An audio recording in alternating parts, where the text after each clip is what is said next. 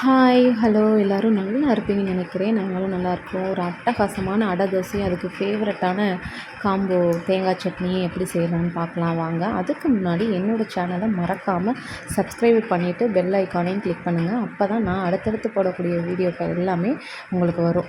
ஒரு டம்ளர் எடுத்துக்கோங்க. அதில் இட்லி அரிசி அதே டம்ளரில் அரை டம்ளர் உளுந்தம்பருப்பு, அரை டம்ளர் கடலைப்பருப்பு, அரை டம்ளர் பாசிப்பருப்பு, அரை டம்ளர் கடலைப்பருப்பு, இது எல்லாத்தையும் ஒன்றா சேர்த்து தண்ணி ஊற்றி வாஷ் பண்ணிவிட்டு நல்லா ஊற வச்சுருங்க. ஒரு 8 மணி நேரம் ஊற வைங்க. இல்லை உடனே எனக்கு பண்ணணும் அப்படின்னாலும் ஒரு 4 மணி நேரம் இல்லை மேக்ஸிமம் ஒரு 3 ஹவர்ஸ் ஊற வச்சாலும் போதும் தான். ஆமாம், இந்த தோசை புளிக்கணும்லாம் அவசியம் இல்லைங்க. இது வந்து உடனே செய்யக்கூடிய தோசை தான். நம்ம இன்ஸ்டன்ட் தோசைன்னு சொல்லுவோம் இல்லையா, அந்த மாதிரி செய்யக்கூடியதான். பார்த்தீங்கன்னா உங்களுக்கே தெரியும், நல்லா ஊறி வந்துடுச்சு. ஸோ இதை வந்து நான் ஒரு மிக்ஸி கண்டெய்னரில் மாற்றிக்கிறேன். நீங்கள் நிறைய குவான்டிட்டியில் போட்டு வைக்கிறீங்க அப்படின்னா நீங்கள் வந்து கிரைண்டரில் ஆட்டலாம். ஆனால் நான் வந்து கம்மியாக தான் போட்டிருக்கேன். அதனால வந்து எனக்கு மிக்ஸியே போதுமானது. இதில் வந்து 4 பல் பூண்டு சேர்த்துக்கோங்க. ஒரு 4 வரமிளகாய் சேர்த்துக்கோங்க. உங்களுக்கு காரமாக ஸ்பைஸியாக வேணும்னா நீங்கள் கொஞ்சம் கூடவே சேர்த்துக்கோங்க. நான் என்னோடய குழந்த முடிக்காக கம்மியாக சேர்த்துருக்கேன்.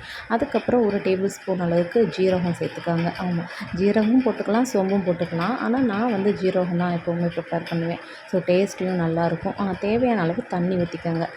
இதை எந்த பதத்தில் அரைக்கணும்னா, இட்லி மாதிரி நல்லா நைஸாகவும் அரைக்காமல், தோசை மாவு மாதிரி தண்ணியாகவும் அரைக்காமல், கொஞ்சம் 2க்கும் இடையில உள்ள பதத்தில் கொஞ்சம் லைட்டாக கொர கொரன்னு அரைங்க. உங்களுக்கு மாவை பார்த்தாலே தெரிஞ்சிருக்கும். கொஞ்சம் ஒரு மாதிரி கொல கொலன்னு கொரகொரப்பாக அரைக்கணும். அரைச்சிட்டு ஒரு பவுலில் இதை ட்ரான்ஸ்ஃபர் பண்ணிக்கோங்க.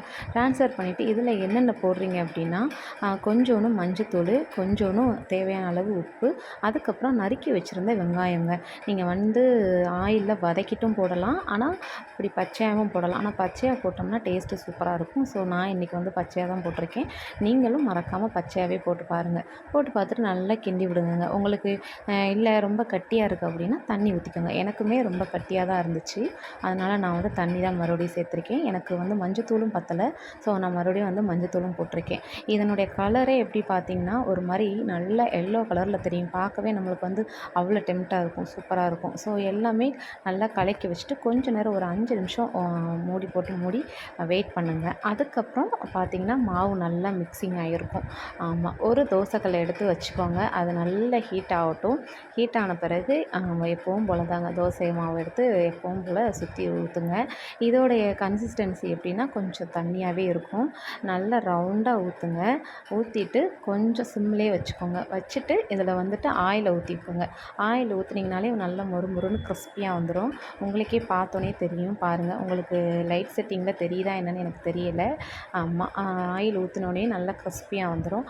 இந்த தோசையை வந்து நம்ம டபுள் சைடு பரட்டி போடணுங்க. இது நல்லா வெந்த பிறகு இதை திருப்பி போடுங்க. திருப்பி போட்டிங்கனாலே தெரியும் அதனுடைய அந்த கிறிஸ்பி தோசை எவ்வளோ பர்ஃபெக்டாக இருக்குன்னு அப்படி பார்த்தாலே உங்களுக்கு தெரியும். ஸோ திருப்பி போட்டுக்கோங்க. ஆமாம், இவ்வளோதாங்க தோசை. இந்த தோசையை கண்டிப்பாக செஞ்சு கொடுங்க. அட்டகாசமாக இருக்கும். அதுவும் இல்லாமல் இந்த தோசை வந்து உடம்புக்கு ரொம்ப ரொம்ப நல்லதுங்க. நம்ம வந்து டெய்லி இட்லி, தோசை அந்த மாதிரியே தான் சாப்பிட்றோம். ஆனால் இந்த மாதிரியான நம்ம வந்து இயற்கை சார்ந்த உணவு முறைகளே வந்து நம்ம சாப்பிட்டோம் எடுத்துக்கிட்டோம்னா ரொம்ப நல்லது. அதுவும் குழந்தைங்கள வச்சுருக்கிறவங்கலாம் இந்த மாதிரி ட்ரை பண்ணிங்கன்னா உண்மையாகவே நல்லது. ஆமாம், பாப்பாவும் இதை விரும்பி சாப்பிட்டாங்க, நல்லா சாப்பிட்டாங்க. இதுக்கு ஃபேவரட்டான தேங்காய் சட்னிங்க. இதுக்கு எப்போவுமே வந்து ஃபேவரட் காம்போ தேங்காய் சட்னி தான். இல்லாட்டி பூண்டு சட்னி பண்ணலாம். ஸோ அதுவும் கண்டிப்பாக பண்ணி பாருங்கள். எல்லாருக்குமே தெரியும் தேங்காய் சட்னி எப்படி பண்ணுறதுன்னு. ஒரு தேங்காய் பாதி திருவி வச்சுக்கோங்க. அதில் கொஞ்சோண்டு பொட்டுக்கடலை, ஒரு பச்சை மிளகாய். நான் வந்து என்னோடய குழந்தைக்காக ஒரே ஒரு பச்சை மிளகாய் போட்டிருக்கேன். நீங்கள் வந்து எத்தனை வேணாலும் சேர்த்துக்கோங்க. கொஞ்சோண்டு உப்பு, கொஞ்சோண்டு தண்ணியை ஊற்றி நல்லா பேஸ்ட்டாக அரைச்சிக்கோங்க. பேஸ்ட்டாக அரைச்ச பிறகு தாளிப்புக்கு ஆயிலு, பட்டை மிளகாய், கடுகு, கருவேப்பிலை போட்டு நல்லா தாளித்து விட்டு அந்த தாளித்ததை அரைச்சி வச்ச பேஸ்ட்டில் ஊற்றிடுங்க. அவ்வளோதாங்க, நமக்கு தேவையான தேங்காய் சட்னியும் ரெடி. ஆமாம், 2 காம்போவும் சூப்பராக இருக்கும். கண்டிப்பாக ட்ரை பண்ணி பாருங்கள்.